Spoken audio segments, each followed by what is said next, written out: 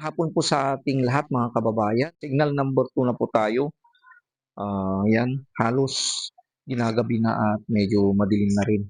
Pero humabol pa rin tayo para bisitahin natin si ah, Nanay Auring.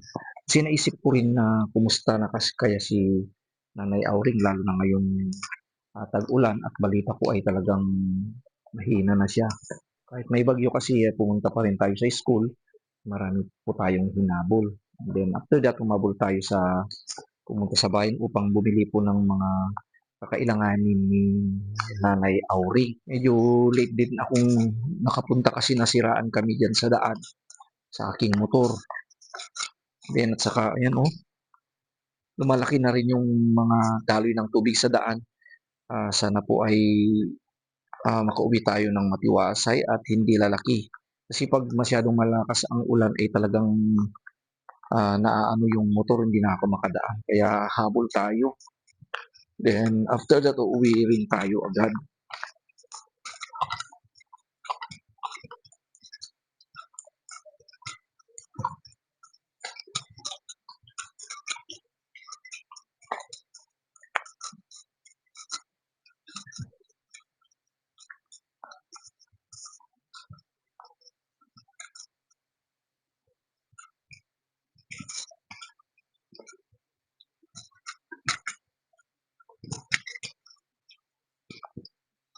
Medyo madulas din.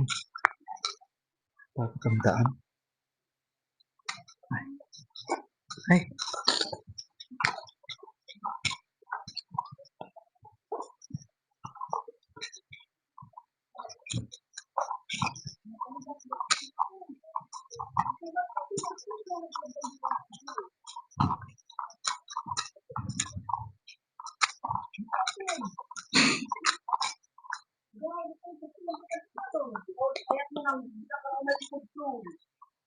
Apo.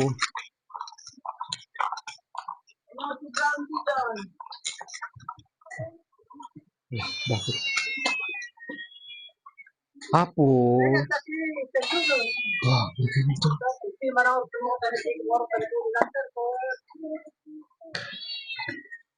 Okay. Ini alisin ko muna ang ano ko. Ay, apo. Kumusta kan, ante? Nawawalan na rin po ako. Anong araw din, ante? Wala siya. Buhay lang man. Ano talagang ngiti. Yun na mo. Pagkakat mo ka pa isbuhin. Masapol na nga ito tiyan. Pampers. Mabalintik kita, sir ka. Sorry, pampurkan tayo yun. Ako, pampurkan mo. Siguro pag ano, kailangan na sigurong mag-pampers. Pang-adult sa sila. Pang-adults. So, talagang sobra ng ano. Ang nipis na ng katawan ni Nanay Auring.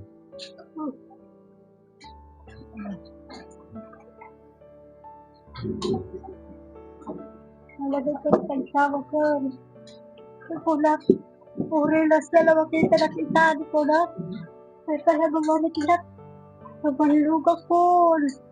Ako makasnaw. Paparamdam siguro. Kahit ginagabi na talagang pumunta pa rin tayo kasama ni Kuya Vince. Kaninang umaga raw talagang iniisip raw niya kahit na makita niya ako ni Sir, kahit makita niya ako ngayong araw na ito, sabi niya.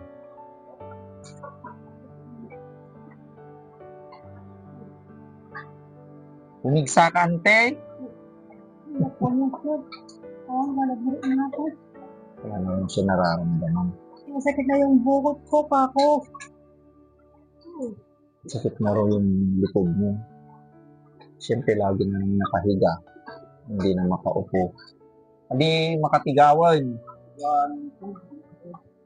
No din tukad na, din tugaw.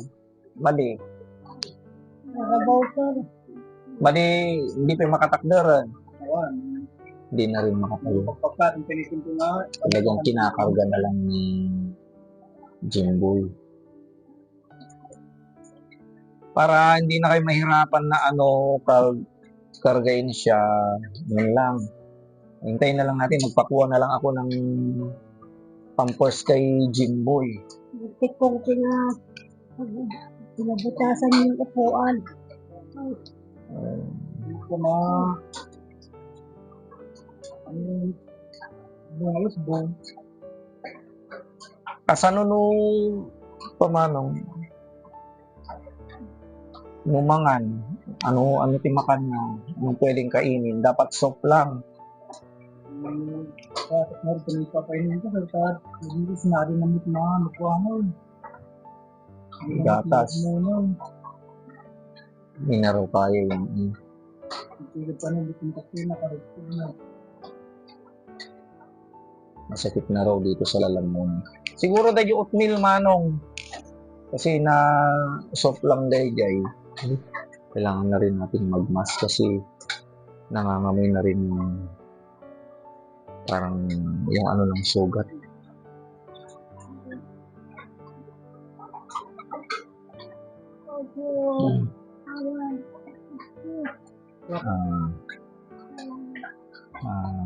Talagang mahinang-mahina na siya.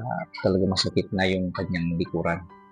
Sabi ni Manong Dudong, hindi na raw kayang tumayo, hindi na rin kayang bumangon, kaya kinakarga na lang ni Jimboy at si Kuya. Talagang binabantayan na nila kasi talagang hirap na hirap na po si Nanay Aurel. Nakakaawa naman siya, pero kahit papano ay makausap pa rin natin siya. Sabi niya kanina, talagang kahit nakita ko lang si Sir ngayong araw, sabi niya, kaya nagpaparamdam siguro na talagang pupunta tayo dito. Kahit na ginagapi na tayo, talagang hindi rin tayo mapakali. Hindi natin mapasyalan kasi dahil yan, wala pa lang siyang kakainin at wala ng gatas. So, buti na lang makapunta tayo. So, mga kababayan, may dala-dala ako dito ng mga pwedeng kainin at pang-maintain ni Nanay Aurel. Galing po ito kay Uncle Philip Norton and family. So Uncle Philip, maraming salamat po dito sa regalo mo. So, Manong, so madik na tanga iyawat ko ladikan. Tantun lutaw nga tan Manong. Kasi ito Manong, nagapo kay Uncle Philip. Pwede raw gusto niya request niya talaga itong pagkain na to. So, kasi ito ang soft para sa kanya. Manong, ito. Saka ito yung oatmeal Manong, ready to eat day ito. Datoy, kuwam lang tinapudot.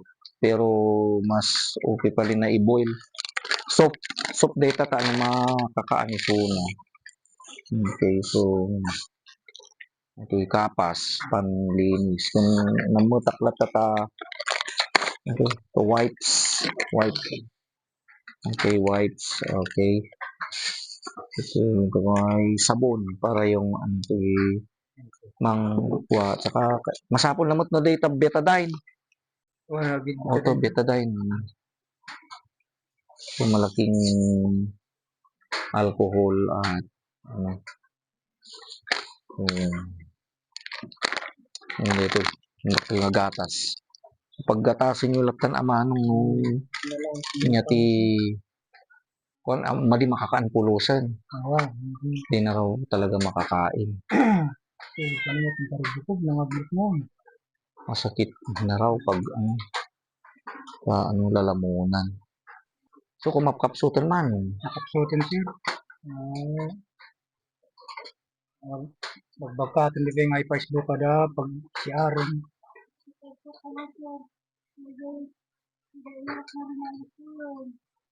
Kaya't nadad na asin na makan. Yung mga maasim daw. Sida, kasjad na.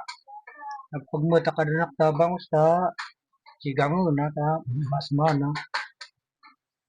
Bari Yung- mo makakan, maglangkes na. Mm.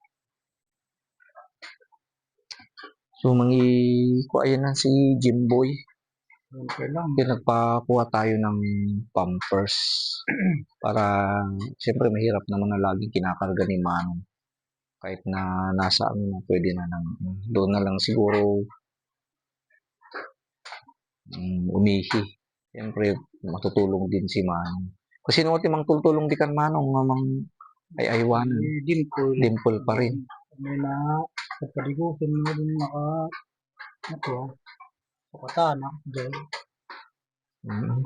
pagbigyaman mo rin pagdakan pa tulong di kami dak mo pa makano katag pilpila yak mo pa no karo ka kudawo na hindi mo maragdag sa ta pilpila yak mo pa Pilay din si Manong kaya nahihirapan din. So si Jimboy bulon.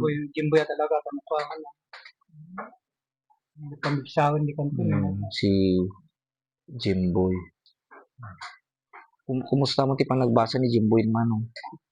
ako na sir ko sardo nga itapang ka tanong muna nga semester sakna rin mo sumurot na tanong second semester rin kung ano mo sayang anak kung gugulat mo sa mahuli ka kada tan bubulon mo dito Apay ka nung agsarda? mas nga nakita mo sitwasyon mo takas tuya sir Yan, magsasakripisyo na rin si Jimboy daw. Lalong plano niya raw ay ihinto muna siya sa pag-aaral. Ang sabi naman ni Manong Dudong ay paano na yan, ikaw na ang makuhuli sa kanila. Pero nakikita naman ni Jimboy at naiintindihan niya ang kalagayan at ang sitwasyon nila. Si Manong dyan ang pipilay naman, di naman kasi habang lumilipas ang araw ay talagang pahina na ng pahina. Si Nanay Auring tigo ka nga Manong ta iuray tayla ni Jimboyan. Habang hinihintay namin si Jimboy na bumili ng pampers, kaming tatlo ay nagkwentuhan. At dito nila ipinaliwanag ang tunay na pagkatao ni Jimboy, na siya ay kanilang kinupkup at inampon noong siya ay 9 na buwan pa lamang. Pinalaki, inaruga, at minahan nila si Jimboy na parang siya'y tunay nilang anak. At ang batang ito ay lumaking napakabait at responsable. Ngunit sa kabila ng lahat, ay hindi nila inilihim ang tunay na pagkatao ni Jimboy. At alam ni Jimboy ang tunay ng kwento ng kanyang buhay. Kasi yung story na pinuntahan niya yung tatay niya sa Sikwipo. Bali si Jimboy, ano yung story naman nung adapted niya sir adapted pala si Jimboy. siya mabulan na kang kadanunin mo na kumanamot na ta ni anak ata siya mla matabulan na kang kadanunin mo 9 months pala si Jimboy na kinuha nila. Nakakawin na isang pag-breaking. Kaya parang anak na raw ni Nanay Auring si Jimboy. Bali ni Jimboy anak ni kaanakam. Si Jimboy pala ay anak ng pamangkin ni Manong Dudong. Parang inadapt nila at pinalaki. Ganun pa. Pero ayan tinanang ni Jimboy na yung tatay ni Jimboy nasa Sikwipo. Pero nung original na nanay, yan napakabalay na Sa Maynila ko lang kundi nagsubling. di Manila so yun pala. So yung nanay rin ni Jimboy ay may pamilya rin iba. Naghiwalay sila ng asawa. Tatlo din ang anak. May anak din sa iba. Opo sir, tatlo. So lalo lang ako sa dito ay bibi na ide in pati na tayo ang dahinan na ide may lumutit Wala, na amada. Wala rin wadini city nga rita, nga kabbalay ni amada. Huwag mag-asawa ni mama. Awan pa sir. Sorry na masasawan ko. So, ganun po ang buhay pala ng Jimboy. Kumbaga palaki nila si Jimboy at talagang tinuring niyang parang isang anak. Kaya si Jimboy ay since 9 months ay nandito na sa kanila. Sex niya na rin ang nagpalaki at nagpaaral kay Jimboy.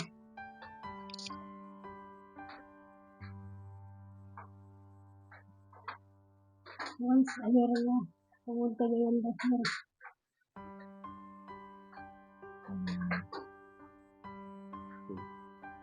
Pinabalo ata din na kayo na binaybayan ni Jimboy. Awan.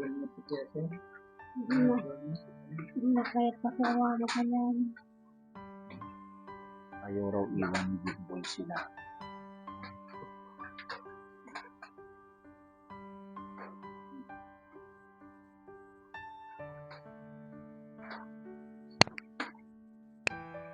Si Jimboy. So, yan, nagpakuha na tayo ng pampers. Manong, mother, mag-pampers ka na lang.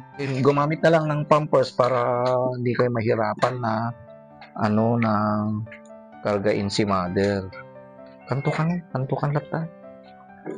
Nung taon. At saka, Manong, mayroon ding biskwit. Okay. Kainin ng mga magbabantay. Yan. Kainin nyo. Siyempre, magugutin din kayo, Manong. Yan, galing lahat yan kay Uncle Philip Norton and family.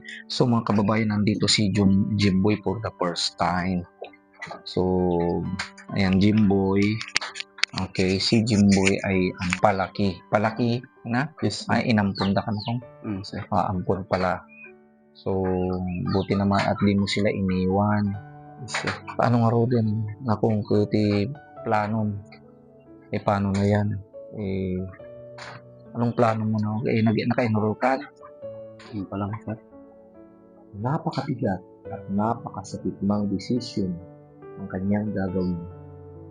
Ngunit handang magpakasakit si Jimboy para sa mga taong nagmahal at nagpalaki sa kanya, lalong-lalo na kay Nanay Auhin. No, marit ko kaya, sir. Baka second semester na pagando. Oray, erlenak ko. Sacrifice mo. Yun, sir. Pamot sa bali mang tulong kanya doon sa mga sakta. So yan, si Jimboy kung para magsasacrifice muna siya na mag-stop muna kahit na maging error kasi siya lang naman ang kumbaga inaasahan nila dito.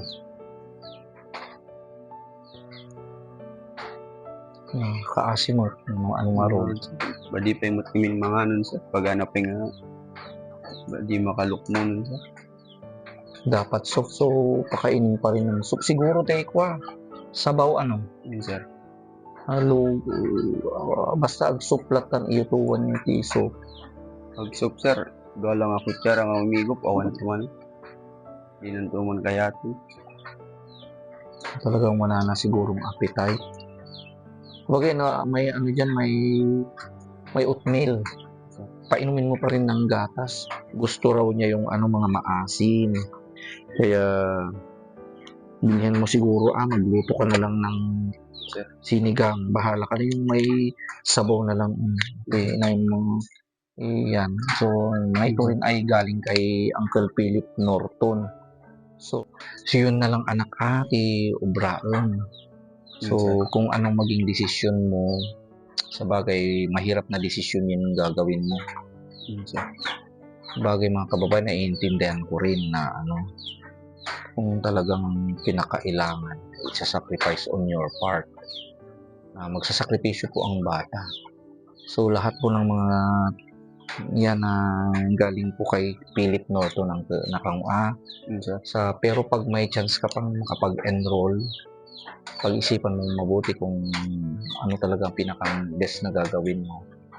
Ayun, kung may Yes, sir. chance ka pa makapag-enroll, mag-enroll ka pa rin. Okay? Pero higit sa lahat ay huwag mo silang pabayaan hanggang sa uli. Yes, sir. Okay. Baka may gusto kang ipaabot sa sponsor na nagbigay ng tulong na si Uncle Philip. Nagpapasalamat po ako sa sponsor ng mga pwedeng kainin ng nanay ko po. Sir Philip Orton, maraming salamat po. Lang po. Okay, so si Jimboy mabait na bata, mga kababayan. Ang pinagkukunan niya ng pag-aaral niya ay siya na rin ay nagpa-part-time.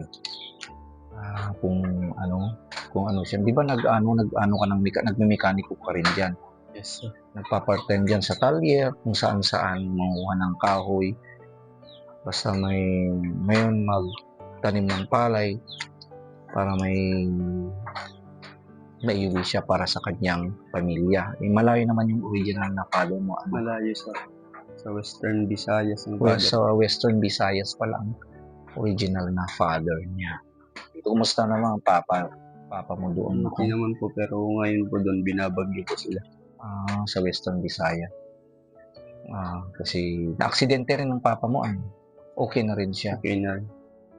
Okay, so bali yung original na mother mo, bali naghiwalay na sila. Okay. Okay, pero I hope na naiintindihan mo rin ang despite sa lahat ng mga nangyari sa buhay mo, boy, magpakabait ka pa rin, magpakatatag ka pa rin, then hanggang sa uli ay huwag mong iwan at huwag mong pabayaan si Nanay Auring. Kung Yes, sir. ano ang kaya nating iabot dito, ayun po ibibigay natin. Of course, sa lahat na po ng mga sponsor na nagpaabot po ng tulong para kay Nanay Auring, maraming salamat po sa inyong lahat at sa mga dumating po na tulong ngayong gabi. Galing po kay Uncle Philip Norton and family. Uncle Philip Norton, maraming salamat po. Okay? So, alis na kami, anak. Ante, agudong kami manin, ante, Nasalan mo ako. wan ante, pray na ka ante. Masanggat sa uli, pray ka pa rin ante, Sir, So, si Lord pa rin ang maaring tumulong sa atin, ante. Agsubliak tuman na nanti, kasi baka yung daanan, baka lalaki yung tubig, baka hindi na ako baka di ka makabalasi manong kasi din dalan dumakdakkel no udog. Makamukan din boy, Okay. Ante. Okay, one na ante.